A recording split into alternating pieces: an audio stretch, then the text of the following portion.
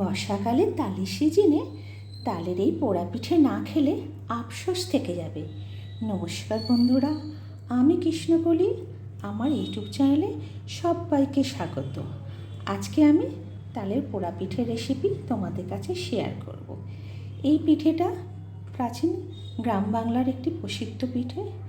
এটা মাটির উনুনে করা হতো আর কলা পাতার মধ্যে মুড়িয়ে পিঠেটাকে পোড়ানো হতো। আজকে আমি গ্যাস ওভেনে কলা পাতা ছাড়া এই পিঠেটা কীভাবে করেছি আমি সেটাই তোমাদের কাছে দেখাবো। খুবই সহজভাবে করেছি, তোমরা দেখো, আশা করি ভালো লাগবে। চলো রেসিপিটা শুরু করি। তালের পোড়া পিঠে বানানোর জন্য আমি এখানে তালের পাল্প নিয়ে নিয়েছি। এই তালের পাল্পটা আমার ডিপ ফ্রিজে স্টোর করে রাখা ছিল। 3-4 ঘন্টা আগে আমি এটা বের করে নর্মাল টেম্পারেচার করে নিয়েছি। আর আমি 3-4 ঘন্টা আগে আতপ চাল ভালো করে ধুয়ে ভিজিয়ে রেখেছি। এটাকে আমি এখন গুঁড়ো করে নেব। তবে মসৃণভাবে গুঁড়ো করব না, একটু সুজির মতো দানা দানা করে রাখবো, তাহলে পিঠেটা ভালো হবে। প্রথমে জলটা ঝরিয়ে নেব। আমি জলটা ঝরিয়ে নেব ছাঁকনির সাহায্যে।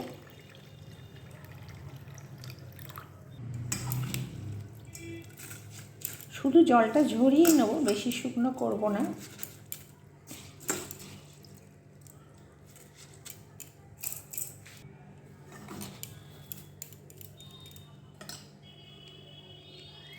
এইভাবে জলটা ঝরিয়ে নিয়েছি আমি। এবারে আমি মিক্সিতে দিয়ে গুঁড়ো করে নেব।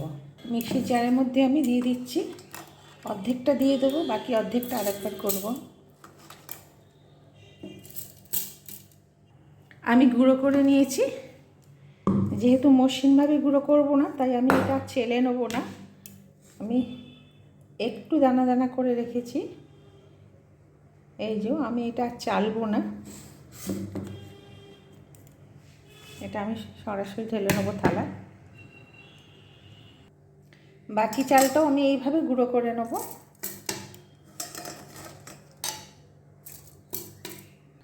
এটা হয়ে গেছে, আমি নামিয়ে নিচ্ছি। নামিয়ে আমি ঢেলে নেব।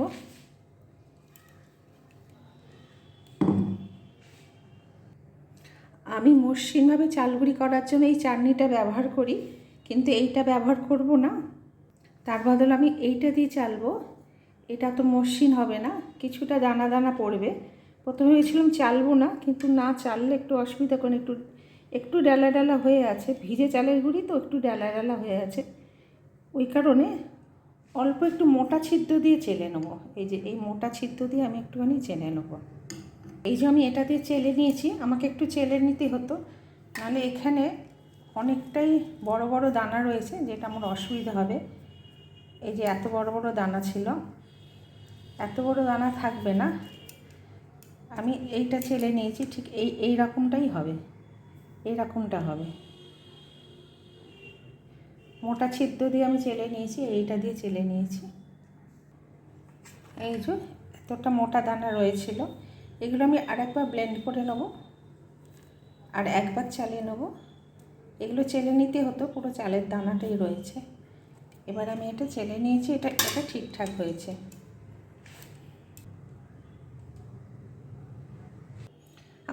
আমার চালগুড়ি রেডি হয়ে গেল।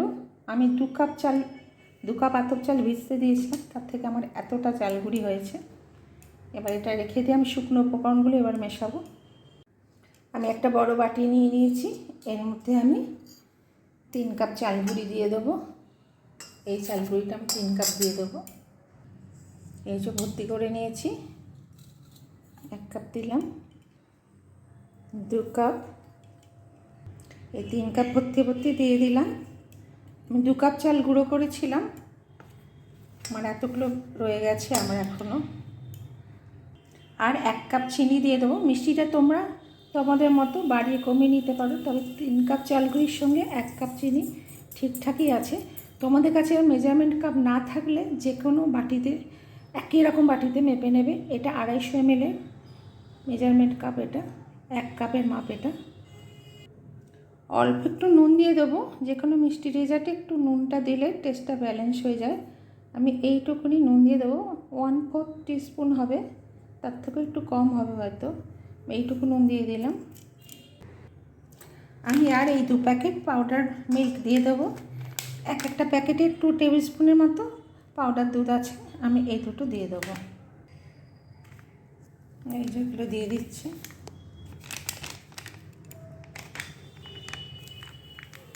আমি এবারে শুকনো উপকরণগুলো মেখে নেবো হাত দিয়ে, ভালো করে মিশিয়ে নেব। আমি শুকনো উপকরণগুলো হাত দিয়ে মিশিয়ে নিয়েছি।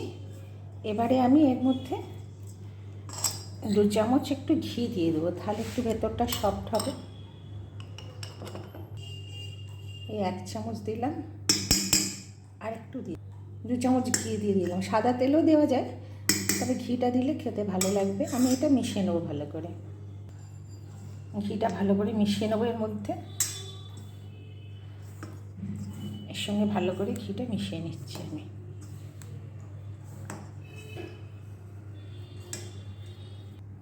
এবার এর মধ্যে তালের পাল্প দিয়ে দেবো। আমি এখান থেকে নিয়ে নিয়েছি 1 কাপ তালের পাল্প দিয়ে প্রথমে মাখবো। কতটা লাগবে এখন বলতে পারবো না, 1 কাপ দিয়ে মাখি, যদি লাগে তারপর আবার দেব।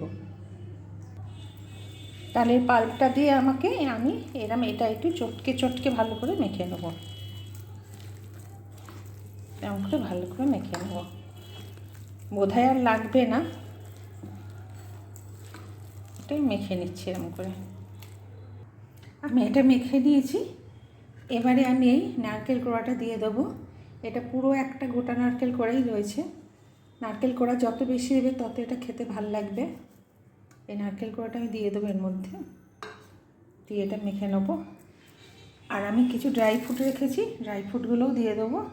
কিছু ওপরে টপিংয়ে দেবো, আর কিছু দিয়ে দেবো কিশমিশ, কাজু আর আমন্ড আছে।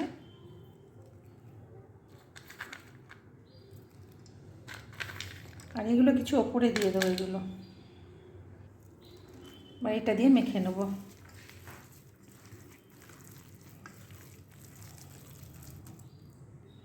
আমার ব্যাটারটা রেডি হয়ে গেছে। ব্যাটার টেক্সচারটা এরকম হবে, ঠিক এরকম টেক্সচারটা হবে। কেকের ব্যাটারের থেকে একটু ঘন হবে। এবারে আমি এটা ঢাকা দিয়ে মিনিমাম 1 ঘন্টা রেস্ট করতে দিয়ে দেবো। 1 ঘন্টা পরে আমি আবার ফিরে আসছি। আমি এটা ঢাকা দিয়ে রেখে দিই। আমি এটা ঢাকা দিয়ে দিলাম। 1 ঘন্টা পরে আসছি আমি 1 ঘন্টা পরে ফিরে এলাম। ব্যাটারটা দেখবো কেমন হয়েছে। ব্যাটারটা সেট হয়ে গেছে। আরও বেশিক্ষণ রেস্ট করতে দিতে পারলে ভালো হতো। ব্যাটারটা সেট হয়ে গেছে, আমার ব্যাটারটা রেডি হয়ে গেছে। আমি এবার যে পাত্রটাতে বসাবো সেই পাত্রটা একটু রেডি করব। আমি স্টিলের এই টিফিন বক্সটাতে পিঠেটা বেক করব। এটা নিয়েছি, এই জন্য এটাতে একটুখানি রিফাইন্ড তেল বা সাদা তেল আমি একটুখানি দিয়ে দেবো।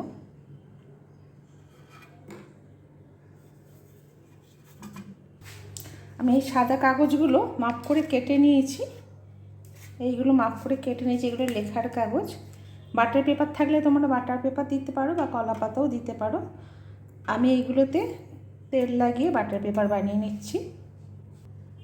আমি সব কাগজগুলোকে তেল মাখিয়ে নিয়েছি। এবার এর মধ্যে বসিয়ে দেবো আমি এগুলো। ভেতরে এটা বসিয়ে দিয়েছি। আমি সাইডগুলোতেও দিয়ে দেবো। এই যে সাইডগুলোতেও আমি এটা দিয়ে দেবো। আমি 4 সাইডেই লাগিয়ে দিয়েছি। আর ঢাকাটাতেও একটুখানি তেল ছিল, লাগিয়ে দিলাম ঢাকার ওপরটা, ভেতরটা লাগিয়ে দিয়েছি। এবারে এর মধ্যে ব্যাটারটা ঢেলে দেবো।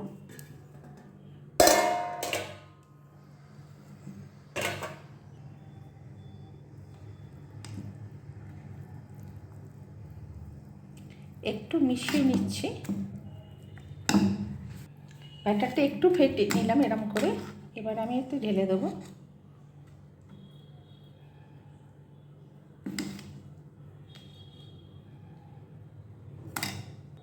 আমি টিফিন বক্সের মধ্যে নিয়ে নিয়েছি। একটু ট্যাপ ট্যাপ করে নেব। আমার ব্যাটারটা আরও রয়েছে, আমার সেকেন্ড টাইম আর একবার দিয়ে দেবো বেক করার জন্য। আবার এতটা রয়ে গেছে আমার, পুরোটা ধরেনি এতে। এবারে এর উপর একটু টপিং করে দেবো, এই ড্রাই ফ্রুটগুলো ছড়িয়ে দেবো, কিছু রেখে দেবো, আরেকবার বানাবো। হাফ হাফ নিয়ে নিচ্ছি।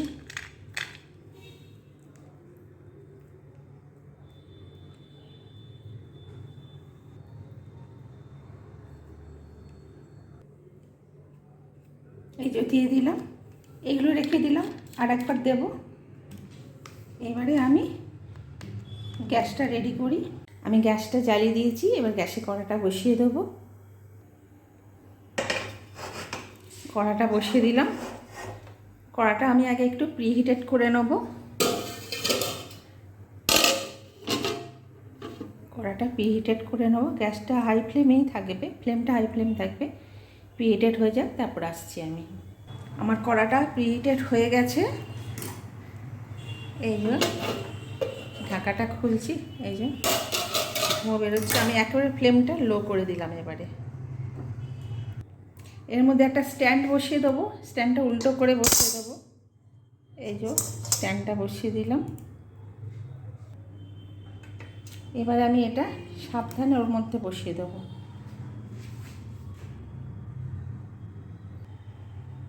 আমি বসিয়ে দিয়েছি, কড়াটা খুবই গরম আছে। আমি এইবারে এই ঢাকাটা উল্টো করে দেবো, তাহলে চেক করতে সুবিধা হবে। এরম করে দিলে খুলতে পারবো না, এরম করে আমি দিয়ে দিচ্ছি। ঢাকাটা দিয়ে দিয়েছি, এর ওপর আমি আরেকটা ঢাকা দেব। ঢাকাটা আমি সোজা করেই দেবো, উল্টো করে দিলে ঠিকমতো ঢাকা পড়ছে না, এই জন্য আমি সোজা করেই ঢাকাটা দিয়ে দিচ্ছি। সোজা করেই জাস্ট ঢাকাটা বসিয়ে দিয়েছি। এবারে এর উপর আরেকটা ঢাকা দেব। এই যে এইটা ঢাকা দিয়ে দিলাম, এইটা ঢাকা দিয়ে দিয়েছি। ফ্লেমটা আমার লো আছে। এবারে লো ফ্লেমে এটা 30 মিনিট হবে, 30 মিনিট বেক হবে। আমি 30 মিনিট পরে আসবো আবার। থাক, এটা হতে থাক। আমি পুরো 30 মিনিট পরে ফিরে এলাম। এবারে আমি চেক করব পিঠেটা হয়েছে কি না।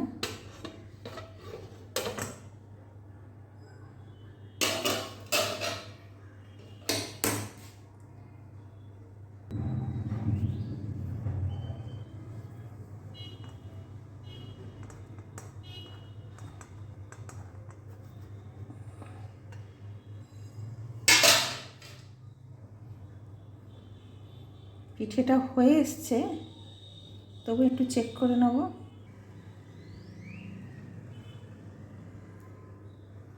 এখনও এগুলো ওপরটা নরম নরম আছে, আর একটু হবে। এই যে নরম নরম আছে, আর একটু হবে। আমি আবার ঢাকা দিয়ে দেবো যেভাবে ছিল। আমি আরও 20 মিনিট পরে ফিরে আসব। সেমভাবে ঢাকা দিয়ে আমি রেখে দিলাম। আমি আবার 30 মিনিট পরে ফিরে এলাম, দেখি কেমন হয়েছে।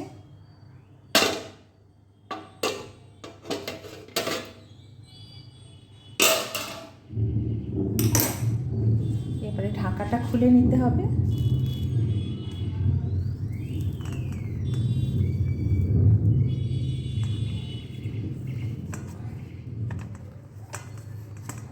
খুব গরম আছে।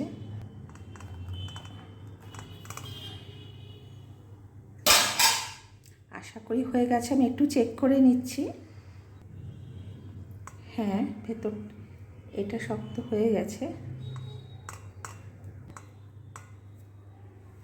মনে হচ্ছে হয়ে গেছে। আমি তুলে নিচ্ছি। আমি এই যে এইভাবে তুলে নেব। আর বেশিক্ষণ রাখলে পিঠেতে আরও বেশি পুড়ে যেতে পারে।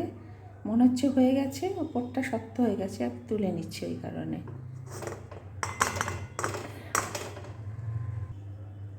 আমি এইখানটা রেখে দিলাম। এখন এটা একটু ঠান্ডা হোক, তারপর আলমোল্ড করব আমি। গ্যাসটা বন্ধ করে দিলাম। পিঠেটা ঢাকা দিয়ে রাখি, এটা ঠান্ডা হোক। আমি 10 মিনিট পরে এসে এটাকে আনমোল্ড করব। আমার এটা টোটাল প্রথমে 30 মিনিট পরে এলাম, তারপরে আবার 30 মিনিট পরে এলাম। টোটাল 1 ঘন্টা লেগেছে আমার এটা 1 ঘন্টা পরে আমি এটা তুলে নিয়েছি। টাইমটা তোমাদের কম বেশি লাগতে পারে, তবে আমার 1 ঘন্টা লেগেছে। আমি 10 মিনিট পরে ফিরে এলাম। আমি এবারে এটা এখনও গরম আছে, ঠান্ডা হয়নি, এখনও গরম আছে। আমি এটা আনমোল্ড করে নেব। এই থালাটা এর উপরে দিয়ে দিলাম। এই থালার উপরে আমি এটা উপর করে নিচ্ছি। থালার উপরে উপর করে নিয়েছি। এবার একটু ট্যাপ ট্যাপ করে দেবো।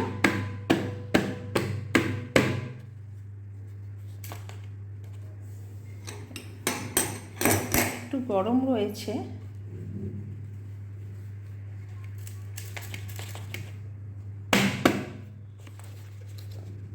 এই তো ছেড়ে এসছে, বাহ খুব সুন্দর ছেড়ে এসেছে। এবারে কাগজগুলোকে ছাড়িয়ে নেব আমি।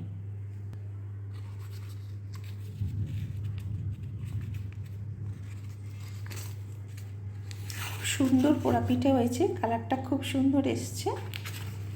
কাগজগুলো সব ছাড়িয়ে নেব।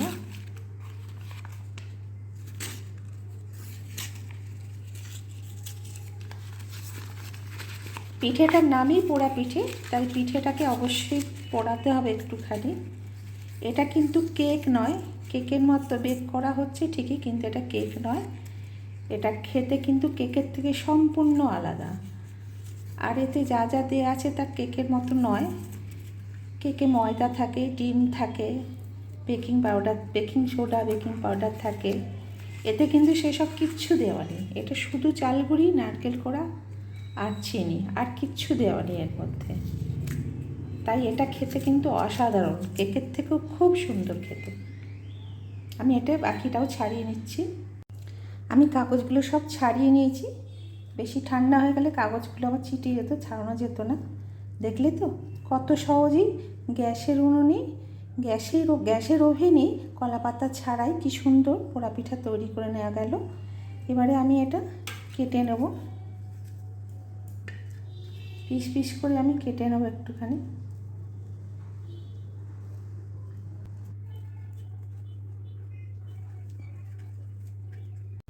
সমস্ত পিঠেটাই আমি লম্বা লম্বা করে কেটে নিয়েছি। এই যে দেখো কি সুন্দর হয়েছে, এগুলো খুব সুন্দর হয়েছে, ভেতরটা সফট আছে। আবার আমি এখান দিয়ে পিস করে কেটে নিচ্ছি। আমি আবার মাঝখান দিয়ে আমি পিস করে নিয়েছি সবগুলোই। এই যে মাঝখান দিয়ে পিস করে নিয়েছি। দেখো কি অপূর্ব হয়েছে, দেখতে যেমন সুন্দর, খেতেও কিন্তু সুন্দর। এটা খেতে অসাধারণ। যারা কখনো খাওনি তারা বুঝতেই পারবে না এটা খেতে কতটা সুন্দর হয়। কেকের মতো একদমই নয়, এটা সম্পূর্ণ অন্যরকম খেতে। আমার দুটো এরপরে আর একটা যেটা বাকি আছে সেটাও আমি বানিয়ে নিচ্ছি।